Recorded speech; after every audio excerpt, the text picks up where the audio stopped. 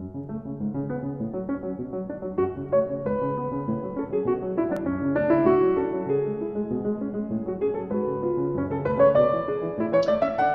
je suis psychologue et clinicien. J'ai fait mes études de psychologie au Chili et ensuite des études de master et doctorat en philosophie à l'Université Paris-1 Panthéon-Sorbonne. Et actuellement, à côté de ma pratique comme psychothérapeute, je suis chercheur associé à l'Université Alberto Hurtado au Chili. Et je m'intéresse à l'histoire et à la philosophie de la psychologie et des sciences sociales, notamment à l'histoire des techniques et des connaissances de l'homme, et aux histoires des observations, des techniques et d'intervention sur l'homme, aussi bien dans les sciences sociales que dans la psychothérapie. Oui, je m'intéressais pendant mes études de master en philosophie aux questions des normes et à comment les débats sur les processus de normalisation, de normativité, de création de normes dans la philosophie française contemporaine, notamment à partir de Foucault, pouvaient aider à réfléchir sur la pratique de la psychologie. Et donc, pour préparer ma thèse et un doctorat sur ce sujet, j'ai commencé dans le master à m'interroger sur Canguilhem et à la notion de normativité chez Canguilhem. J'ai fait mon mémoire dans les archives de Canguilhem au CAFES.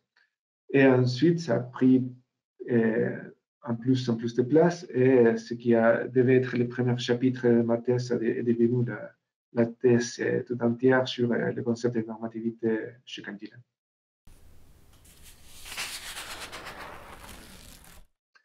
Bon, premièrement, un espace magnifique de travail. Le centre documentaire au CAFES, c'est un espace très calme, très agréable pour y travailler, rencontrer des chercheurs aussi qui travaillent sur des sujets semblables. Donc, j'ai passé une bonne partie de mes études de doctorat à cet endroit, même si parfois je n'avais pas l'obligation de consulter des livres ou des archives. C'était un très bon espace de travail. Ensuite, il y avait l'idée de ne pas rester sur les livres déjà publiés, mais d'aller à l'enquête d'un matériel inédit, d'un matériel nouveau. Et ce qui en soi donner la possibilité de contribuer à la philosophie et de faire une thèse qui pouvait proposer pas seulement des idées nouvelles, mais de récupérer, aller récupérer des travaux d'un philosophe reconnu comme Canguilhem. Et puis, rencontrer aussi la matérialité des archives de Canguilhem, et ça a été rencontrer la trace matérielle du travail des pensées d'un philosophe. Donc, rencontrer les bruits-jaunes, les cours, les notes, cela permet d'envisager la manière de travailler et de penser, de garder pas seulement ce qui a été écrit, mais aussi les effacements, les corrections, l'évolution d'une pensée d'une année à l'autre. Comment certains concepts, certains mots sont laissés de côté et sont remplacés par d'autres au fur et à mesure que Canguilhem inclut rencontrer d'autres références. Cela m'a permis de ne pas seulement travailler sur les principales idées de Canguilhem reconnues, mais sur l'évolution de sa pensée, de comprendre comment il a corrigé, comment sa pensée a évolué. Et au-delà de l'intérêt philosophique de ça, ça a été vraiment magnifique de rencontrer la matérialité du travail, de voir, d'avoir dans mes mains les traces du travail d'un philosophe, et voir que la philosophie n'est pas seulement une discussion dans l'abstrait, mais aussi que pour penser, il y a tout un travail matériel qui laisse des traces de correction, de repenser continuellement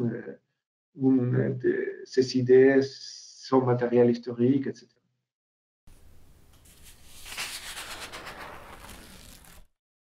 Oui, ça facilitait énormément le travail parce que on avait toutes les références surtout. Donc, chaque fois que j'ai rencontré une référence, que ce soit dans les livres ou dans les cours, pour aller consulter la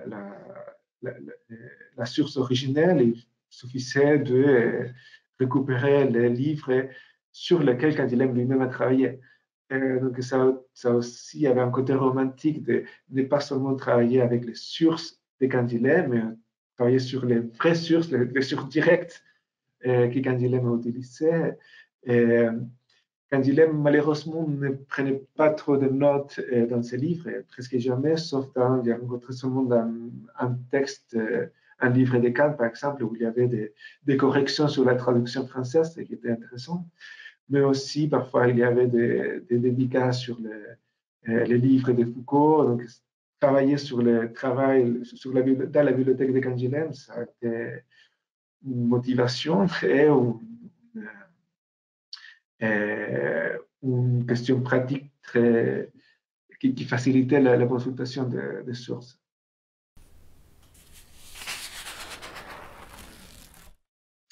Bon, j'ai choisi un extrait d'un cours de Cantilem sur la théorie de la connaissance de 1941. C'était la première année que Cantilem donnait des cours universitaires à l'université de Strasbourg, repliée à Clermont-Ferrand pendant la guerre. Et dans ce cours, Cantilem s'interrogeait à la notion de liberté. Et après avoir examiné la notion de liberté chez Kant et Bergson, Cantilem conclut. Dans l'un et dans l'autre cas, pour Kant et pour Bergson, la liberté est un absolu qui surplombe et survole en quelque sorte l'expérience de tous les jours. C'est le cours de laquelle se fait le monde et l'humanité. Un devenir pur qui n'est entrecoupé d'aucune résistance, qui n'est escandé d'aucun arrêt, d'aucun obstacle, d'aucun échec, est un fait au-delà de toute expérience, aussi bien qu'une totalité initialement donnée, comme pleine et achevée. L'expérience de la liberté doit comporter essentiellement l'expérience de la liberté. Et c'est pourquoi, conclut Cantilem, elle ne peut être qu'une expérience de la libération. Cet extrait a été essentiel pour ma thèse parce que, d'une part, il permet de comprendre une transformation de la pensée de Cantilem, où avant, il pensait la liberté était question notamment de un débat il a pris de ses propres professeurs d'Alain, surtout les versions qui opposaient la liberté au déterminisme, mais dans des termes de débat assez abstraits. Et Cantilem repousse cette question de la liberté et il s'interroge sur la pratique de la liberté, comment faire l'expérience de la liberté. Et il dit qu'on ne peut le faire que dans le concret, que dans l'histoire, et toujours contre les résistances, contre ce qui coupe, ce qui impossibilite la liberté. Il y a toujours, la liberté toujours est une opération de résistance, donc de libération.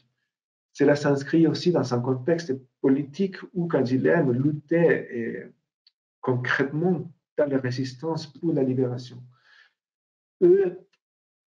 Cela permet aussi de comprendre comment il y a ce passage à l'intérieur du travail de Cantilem pour des questions qui sont d'une analyse réflexive sur la liberté, sur des concepts plutôt abstraits, à une interrogation sur des problèmes concrets de l'homme.